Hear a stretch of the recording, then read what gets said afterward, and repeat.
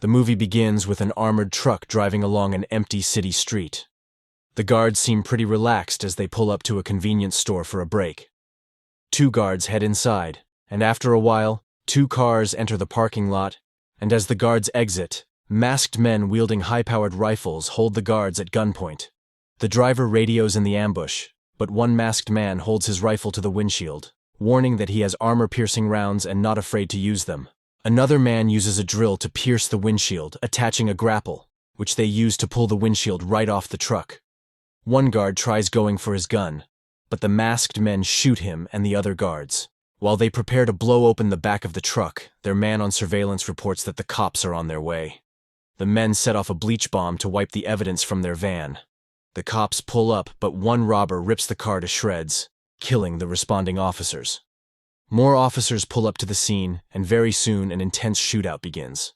In the midst of the chaos, one robber gets shot and falls over. His friend tries to get to him but is pinned down by gunfire. The gangsters then concentrate their fire, killing a few officers and sending the others running for cover. The men then throw smoke bombs, and use the cover to escape with the armored van and one car. The surveillance guy directs them away from the cops, until they get back safely to their hideout on the edge of town. As the guys remove their gear, Ray Merriman, former Marine and their leader, chastises Bosco for opening fire on the guards, and not covering their fallen comrade Marcus, allowing him to get shot. He orders Bosco to head back over to the scene to identify the unit of cops that responded, worrying that the Major Crimes Division will be tracking them. After ensuring that the armored truck is clear of all tracking devices, Ray tells them to get started on cleaning the truck, declaring that they are cop killers now. We then meet LA detective Nick O'Brien as he pulls up to a home. He goes around back and tries using a key, however there is a latch on the door. He then tries the window and is able to break into the home and heads straight for the fridge to get a carton of milk. A woman slowly comes down the stairs to confront him, and it turns out to be his own home, and the woman, his wife Debbie. She catches him clearing his recent contacts and confronts him about his whereabouts, noting that he smells like a stripper. She shows him a text that he accidentally sent to her earlier that night, and he has nothing to say, but it's not what it looks like. A few minutes later, Debbie is already packed and ready, rushing the sleepy kids and not allowing them to say goodbye to Nick. She comes back to grab her bag, and he begs her not to leave and take the kids, but she ignores him. He stops her from entering the car, and she throws some wild fists at him before driving away. Later, Nick gets called to the scene of the robbery and shooting, where he meets up with his fellow group of rough major crimes detectives. The detectives go over the facts of the crime, noting that these robbers are experts, but the shocking thing is that the armored truck was empty. Nearby, Bosco is taking pictures of the detectives. The robbers spared the store owner, and Nick orders them to get all the video footage from the surveillance cameras and to locate the armored truck. Bosco brings the photos back to Ray, and they point out Nick as the leader of the task force. Ray pulls up Nick's photo, and Ensign remembers Nick from his football years. Ray then tells the men to get to know their enemy. Back at the station, Nick and his team try to figure out the leader of the team of robbers and why they would steal an empty truck. The team suspect and know of Ray's criminal background and that he was paroled a few months ago, so they decide to track him down by finding a member of his contacts, Donnie, who works at a bar. After finishing up a shift, Donnie comes face to face with Nick. Nick simply has a casual conversation to catch a feel for Donnie, then tells him, "See you later." As Donnie is getting into his car later, Nick reappears, tasing and knocking Donnie out. Donnie wakes up in a motel room and goes checking when he comes upon Nick and his team hanging out and drinking with a few girls around. They casually tell Donnie to take a seat and hang him liquor, but Donnie is insistent that they have the wrong man. Nick then shows him a picture of Donnie talking with Ray and lists out his criminal background, showing they know exactly who he is. The guys then send the girls out of the room and threaten Donnie with prison time. Donnie denies knowing Ray personally, and Nick gets serious. He warns Donnie not to mess with them, or he will be put into the ground. Nick grabs Donnie around the neck, almost choking him out, forcing him to agree to talk. Donnie confesses that he is just the driver for the team, but they leave him out of the details to avoid him ratting to the cops. He tells them how he met the guys at the bar, who turned out to be former Marines turned criminals. He tells them about the guys gathering at one of the Marines' home, his meeting of Ray and how he was impressed with his driving skills. Wanting more info, Nick tells Donnie to return to the crew and they'll keep in touch. On his way home, Donnie gets a call from Ray, giving him a time and location to meet up. Later, Nick is doing some shopping when he stumbles into Debbie and his daughters, and despite an urge to talk to him, she walks away before the kids see their dad. Ray and Bosco pick up Donnie and drive him to the spot for their next heist, the LA Federal Reserve. The three meet up with Ensign in a parking garage across from the reserve, noting that there have been 53 failed attempts at robbing the bank, but he is confident that they will succeed. At the station, Nick's team get the prints of the dead robber, a former Marine named Marcus who was stationed with Ray, and begin to round up the names of all the Marines who served time when Ray was in prison, noting how dangerous the team is. Meanwhile, Ray is briefing his team on the runnings of the Federal Reserve, the intense security procedures, and the fortune of $600 billion for them to loot from. He explains the procedure of discarding the old, unfit bills, and plans to target that massive sum once they are wiped from the system.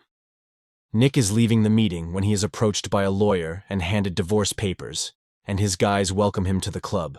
Donnie picks up a job as a delivery driver and passes through security checkpoints to deliver his food. He sneaks away to the bathroom after and hides a brown paper bag in the vents before leaving, the entire team unaware that Nick is also watching them. The next day, Ensign is at home, pissed that his daughter is about to go to prom with some guy who thinks he is slick. He tries to greet Ensign, but he calls the young man aside to have a chat. Inside the room, the guy comes face to face with Ray and the entire gang. Ray warns him not to mess up, or he will be in a wheelchair for the rest of his life. The young man tries his best not to crap his pants before promising to return her on time. Later, Ray, Donnie, Ensign, and Bosco are having dinner when Nick and his guys walk in. Nick stops by the table, pretending to know Donnie from the gym and telling Ray that he knows him from somewhere, finally remembering that he used to kick Ray's ass at football. He starts to insult the men, and Ray stands to confront him, but Detective Gus comes, apologizing for Nick, and they leave. Later, Ray confronts Donnie, asking if he is actually a cop, but Donnie nervously denies this. They don't believe him, and Ensign asks him if he is wired, punching him when he still denies. Ray then holds a gun to Donnie, demanding that he tell them his connection with Nick. Donnie finally confesses that Nick approached him with info on the team, but he did not snitch. Ray accepts this, then tells Donnie to leak their heist to Nick. Later, Nick is driving by his friend's home when he sees his wife's car parked there. He enters the home to see their former friends along with Debbie and her new man. He stares everyone down, introducing himself, then taking a seat. He signs the divorce papers right there, before warning the new man to not so much as look at his daughters, or else. He further makes the guy uncomfortable by asking for a hug, claiming that it'll save them a lot of time in therapy. Before he leaves, he tells the man to look for a tattoo of his name on Debbie's bum when he gets the cheeks. The next day, Nick is getting himself a suit when Donnie confronts him about his stunt at the restaurant. Donnie tells Nick about a heist on a local bank on Friday, telling him to make sure he watches his back. Nick then stops by a shooting range where it turns out that Ray is also there. The two then begin to stare each other down, but Ray empties all his clips in quick succession before leaving with Bosco and Ensign. Nick then checks Ray's target, only to see everything on center mass. The next day, Nick is by a brothel when Ray enters. Nick's gun is on the counter, but Ray ignores it and walks past to get his cheeks. Nick heads back to his Jeep, giving his team the info he learnt from the woman, but this turns out to be a part of Ray's plan. The next day, Ray is packed and sets out. Nick stops by his daughter's school at recess and sees her playing. The two talk and she misses him, wanting to come home, but Ray avoids answering and sends her off back to class. Nick goes back to his car and breaks down crying over the situation. Nick gets to the station where he and his team gear up and set out to intercept Ray and his guys. Nick is sitting in the parking lot of the bank when he spots the van with Ray, Ensign, Bosco, and Donnie. The four enter the bank, ordering everyone down and shooting out the cameras. Once they get everyone in order, Nick then tells the hostages to cooperate and they will not be hurt, as they are only here for money. He tells them all to remove their cell phones from their bags and pockets, and takes them all before tying them up. Ray locates the bank manager and has him dial 911, ordering them to bring 10 million cash or one hostage will die every hour until then. Nick and his team hear the call to 911 and tries calling off the incoming cops, but the cars pull up with sirens blaring. A negotiator calls into the bank, trying to do small talk, but Ray tells him he just killed a hostage. Ray then has Bosco take a woman to the back room and 2 shots are heard. The negotiator calls back, asking for 9 minutes to meet their demands, and Ray agrees. Ray somehow has gotten Nick's number and calls him, asking if he is paying attention. Ray claims he isn't sure how he is getting out and says he isn't cuffing up, but Nick tells him he brought only his gun and no cuffs.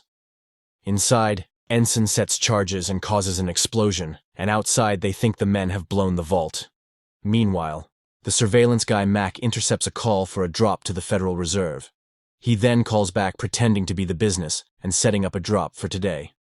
Outside the bank, Nick and his team get the plans for the bank and realize that there is a sewer line running beneath the bank which was sealed up. Nick then realizes the guy's plan, then grabs a crowbar from his truck and his gun. He manages to break inside but only sees the hostages. He checks the restroom where he sees the woman they supposedly shot. As the rest of Nick's team enter and clear the bank, they are shocked to see a massive hole in the floor of the bank.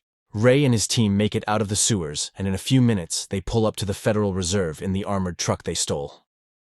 Nick and his team are tracking the Marines through the sewer line, but he comes upon a closed hatch. Ray and Ensign are able to get access to the underground area and wheel in the cash they stole from the bank. As their deposit is being processed, Ray radios to Bosco to blow the power, causing the building to go into backup power. The security exits all the employees from the building as per security procedure. But it turns out that Donnie is hidden in the cash deposit box they brought in. He activates an EMP to blow the motion cameras to the room, before exiting and loading the cash into back and throwing them down the garbage chute. He manages to hide in the vents just before 2 employees re-enter the room. Donnie crawls to the restroom, where he pulls the bag he hid earlier from the vents and puts on a delivery uniform. He gets to the lobby to pass security, and the guard at the desk notices that he was not signed in, but lets him pass anyway. Meanwhile, the trash bags are collected by the garbage collector and dumped in his truck. As he is driving, he passes Bosco, who starts to follow him. He radios to Ray and Ensign, who quickly catch up with the garbage truck, intercept it, and drive away. Donnie has left the building and is making his way. But Nick and his team who are making their way to the building see him and grab him. They brutally punch Donnie, forcing him to give up Ray's location. Ray and Ensign collect the cash from the truck and are making their getaway, when Nick and his guys spot their van and begin to close in. They end up in traffic, and Ray notices Nick's van behind them. Ray and his guys begin to gear up, preparing for the upcoming battle. Nick and his guys exit the van, and the rest of his team pull up and begin to close in on the van. Ray then grabs a massive machine gun and mounts it on a nearby car, and then opens fire, hitting one of the sheriffs. An intense gunfight then erupts on the crowded streets, ripping cars to shreds.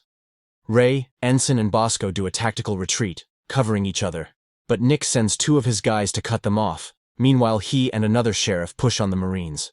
During the fight, Bosco gets shot and killed, but Ray manages to injure Nick's deputy, and they make a run for it.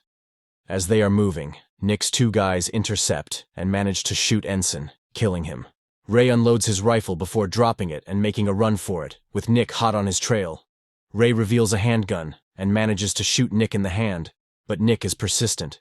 He spots Ray about to jump over a fence, but lines him up perfectly and shoots through the fence, hitting him. Ray hides behind a van, but Nick manages to jump over the fence and the 2 shoot at each other until Ray runs out. He barely manages to reload his gun, then tries to push on Nick, but Nick shoots him once more, dropping him. Ray refuses to give up and reloads his gun, and Nick walks down on him. Ray stands to shoot, and Nick begs him not to, but ends up shooting him and finally killing him. Nick returns to his van only to see Donnie gone. They check the bags for the supposed cash, but the bags are filled with shredded paper. The following day, Nick heads over to the bar where Donnie worked, but learned that he quit a few days ago. He is sitting around in the bar when he sees employees from the Federal Bank walk in. He then sees a picture of Donnie as a footballer, and on his team is also the driver for the garbage truck. Ray then realizes that Donnie was the mastermind all along. It turns out that Donnie was the one who masterminded the entire plot to rob the Federal Reserve, and had employed Ray to pull off the job. Over in London, we see Donnie working at a bar, with the truck driver and another female employee of the Federal Reserve having drinks. Remember to subscribe and turn on notifications, so you can watch more movies like this. Thanks for watching.